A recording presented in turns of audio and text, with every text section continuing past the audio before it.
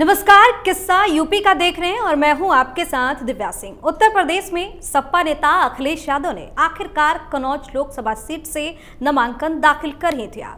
वहीं अब यूपी में सबकी नजर कांग्रेस की रायबरेली और अमेठी सीट पर टिकी हुई है, लेकिन आज बात रायबरेली सीट की करेंगे, क्योंकि पूरे देश में बढ़ी चुनावी तपिश के बाद भी गांधी परिवार के गढ़ में सियासी पारा ठंडा पड़ा है। यहां नामांकन प्रक्रिया शुरू होने में चंद दिन ही शेष है और राजनीति की रंगत फीकी है। प्रत्याशी तय नहीं हुए हैं। इसके लिए ना भाजपा आगे आ रही है, ना ही कांग्रेस। लेकिन कहा जा रहा है कि राहुल गांधी और प्रियंका गांधी उत्तर प्रदेश की राजनीति में सक्रिय नजर आएंगे। खबर तो ये भी आ रही है कि 2 मई को प्रियंका गांधी रायबरेली से नामांकन दाखिल कर सकती हैं।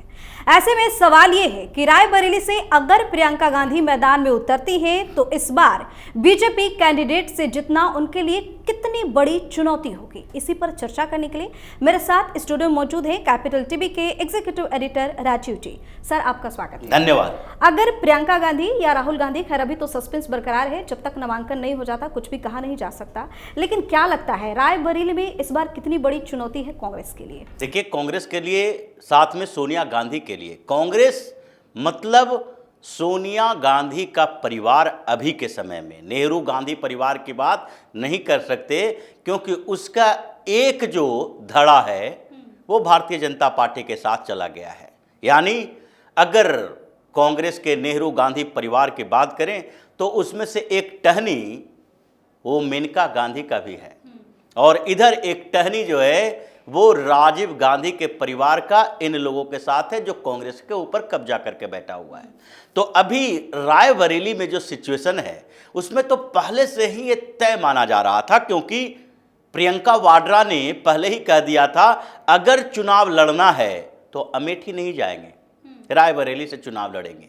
बहुत बातें हुई, इस पर चर्चा भी हुई, और कांग्रेस के अंदर ही नहीं, गांधी नेहरू परिवार के अंदर, कि प्रियंका वाड्रा को क्यों ना अमेठी भेज दिया जाए और राहुल गांधी रायबरेली से चुनाव लड़ लें, ताकि वायनाड जीतने के बाद या हार जाएं तो भी वायनाड को छोड़ दें और फिर रायबरेली से ही सांसद बने रहें, क्योंकि उत्तर प्रदेश की सियासत पर पकड़ रखना जरूरी है। अब सोनिया गांधी भी रायबरेली छोड़ चुकी हैं, राज्यसभा में चली गई हैं, तो कम से कम एक सुरक्षित क्षेत्र तो हो जहां से राहुल गांधी के लिए नॉर्थ इंडिया की राजनीति में एक्टिव होने का मौका मिल सके। लेकिन प्रियंका वाड्रा मानी नहीं कि अगर चुनाव लड़ना है तो हम अमेठी से नहीं रायबरेली से लड़ेंगे, क्योंकि वो नहीं चाहती कि अपने पहले चुनाव में हम उस सीट को चुने जहां पर पहले ही हार चुकी है कांग्रेस, और उसमें भी राहुल गांधी हार चुके हैं।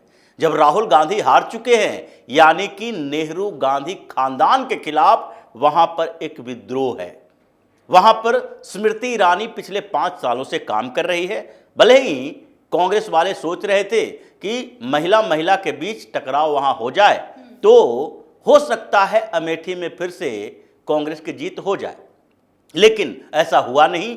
प्रियंका वाड्रा डटी हुई रही, और इसलिए ज्यादा संभावना इस बात की है कि प्रियंका वाड्रा रायबरेली से चुनाव लड़े।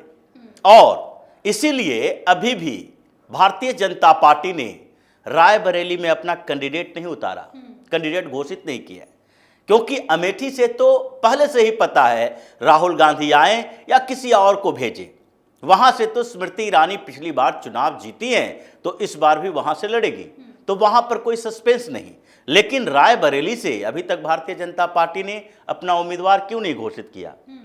वेट एंड वॉच की स्थिति रही कि देखते हैं कि कौन वहां पर चुनाव लड़ता है।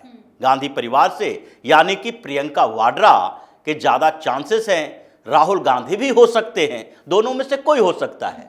लेकिन अभी भारतीय जनता पार्टी की तरफ से यही इंतजार किया जा रहा था, लेकिन दूसरे तरफ एक प्लानिंग भी बनाई जा रही थी, जो भारतीय जनता पार्टी के शीर्ष नेतृत्व के बीच बातचीत हुई कि अभी वरुण गांधी को सीट नहीं देते, टिकट नहीं देते हैं पीलीभीत से।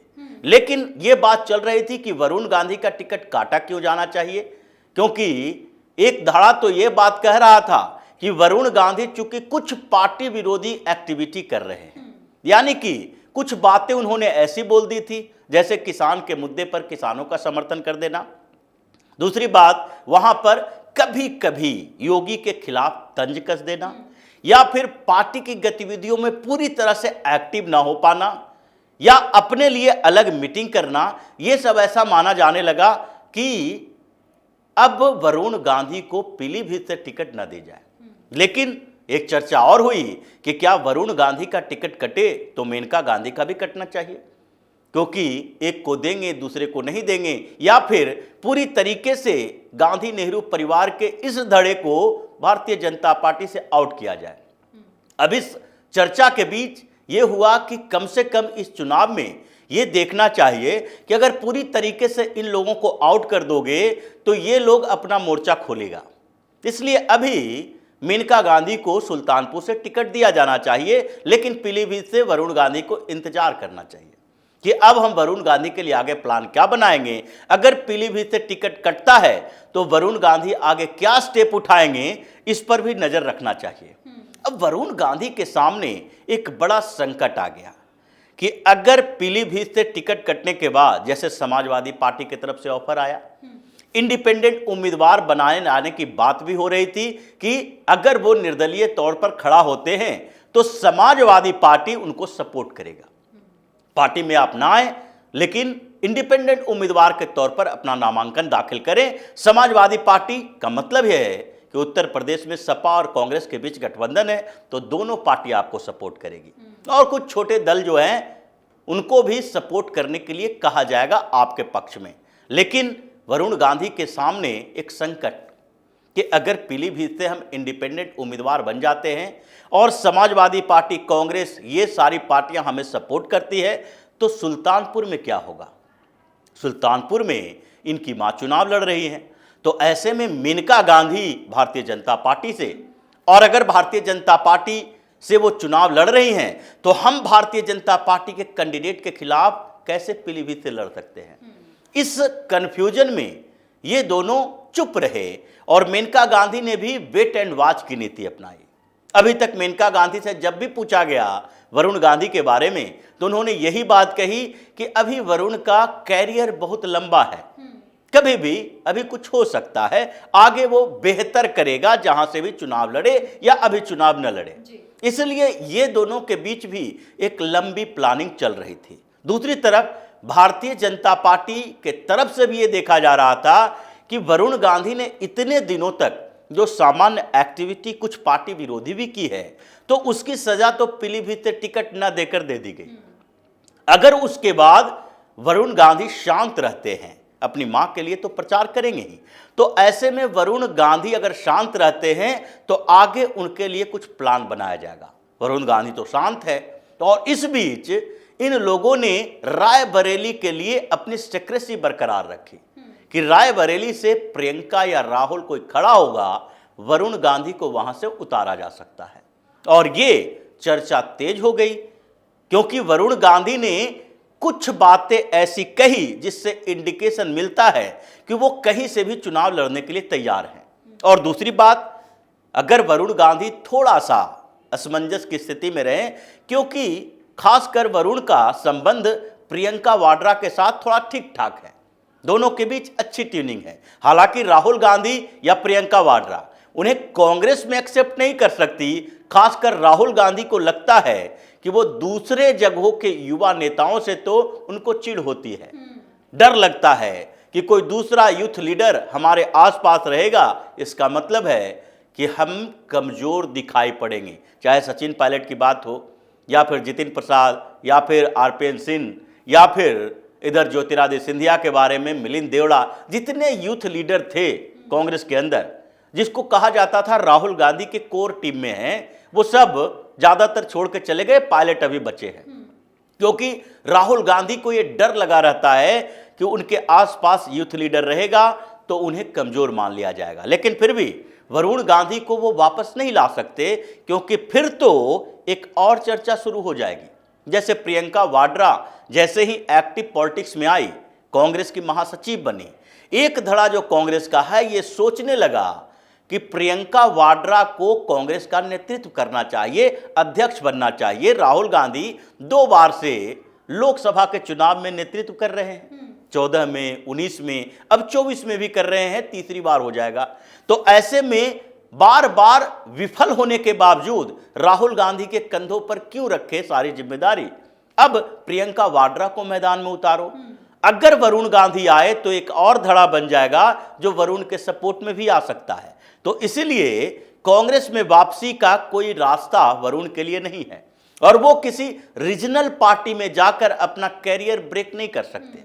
अभी लंबा कैरियर है तो समाजवादी पार्टी में जाने का मतलब है उत्तर प्रदेश की राजनीति में सिमट के रह जाना, केंद्र तक पहुंच ही नहीं पाओगे। अभी तो भारतीय जनता पार्टी में कम से कम ये रहा कि मेनका गांधी मंत्री थी, कुछ समय के लिए उनको बाहर किया गया, आगे वरुण गांधी को भी मंत्री बनाया जा सकता है। तो इसलिए वरुण गांधी ने निगेटिव बातें नहीं की है कि हम चुनाव नहीं लड़ेंगे, क्योंकि मेनका गांधी का भी दबाव है। मेनका गांधी तो शुरू से ही इस परिवार से खुन्नस खाती हैं। यहां तक कि मेनका गांधी 1984 में राजीव गांधी के खिलाफ चुनाव लड़ी थी। हालांकि उस समय सिंपैथी वोट थे इतने ज़्यादा, क्योंकि इंदिरा गांधी की हत्या हो गई थी, तो राजीव गांधी को हराना लगभग नामुमकिन था, इसलिए मेनका गांधी हार गई। अब ऐसे में मेनका गांधी के अंदर ये खुन्नस तो है, कभी भी मेनका गांधी सोनिया गांधी के साथ नहीं बैठ सकती, क्योंकि उनको लगता है कि इंदिरा गांधी और सोनिया गांधी ने मिलकर हमारे खिलाफ कॉन्स्पिरेसी की। राजीव गांधी अगर उसी समय एक्टिव पॉलिटिक्स में नहीं आए होते संजय गांधी की मौत के बाद, तो इंदिरा गांधी उन्हें ज़्यादा प्रमोट कर सकते थे। तो इसलिए वहां छोड़कर आए, उत्तर प्रदेश की राजनीति किए, संजय गांधी के करीबी लोगों के साथ अपना एक गुट बनाया, अपनी पार्टी भी बनाई, फिर भारतीय जनता पार्टी में चली आई। अब उनके लिए भी एक बड़ा मौका है कि उस परिवार के एक, चाहे राहुल गांधी उतरे मैदान में या फिर उतरे प्रियंका वाड्रा, ये दोनों में से किसी को वरुण गांधी अगर हराते हैं तो इनके लिए पूरी जिंदगी की खुशियां मिल जाएगी। तो इसलिए मेनका गांधी का दबाव रहेगा कि ये आपसी संबंधों की बात छोड़ो, राजनीति में प्रतिद्वंदिता, प्रतिस्पर्धा होती है। अब अगर प्रियंका वाड्रा या राहुल गांधी खड़ा होते हैं तो भारतीय जनता पार्टी एक नया दांव चलेगी और वहां पर वरुण गांधी खड़ा हो सकते हैं। इन दोनों में से किसी को चुनौती देने के लिए ज्यादातर संभावना प्रियंका वाड्रा के लिए है, इसलिए भारतीय जनता पार्टी के लिए वहां अनुकूल स्थितियां भी है। एक ही सीट पिछली बार कांग्रेस जीत पाई थी, रायबरेली की, वहां से भी कांग्रेस को आउट करना है और इसके लिए पहले से व्यवस्था है। अदिति सिंह कांग्रेस की नेता, एक विधायक जो अब भारतीय जनता पार्टी में है, मनोज पांडे एक विधायक रायबरेली लोकसभा क्षेत्र में से एक विधानसभा क्षेत्र का, जो कि समाजवादी पार्टी में थे, वो अभी भारतीय जनता पार्टी में आ चुके हैं। तो वहां पर रायबरेली में पहले से किलेबंदी भारतीय जनता पार्टी ने कर रखी है और साथ ही वरुण गांधी मैदान में उतरते हैं तो जो सेंटीमेंट वहां के लोगों का माना जाए, कुछ लोगों का जुड़ा हुआ है कि नेहरू से लेकर, इंदिरा से लेकर, फिरोज गांधी से लेकर अब तक ये नेहरू गांधी परिवार की एक विरासत रही है, तो उसी का तो है, उस विरासत का हिस्सा तो वरुण गांधी है।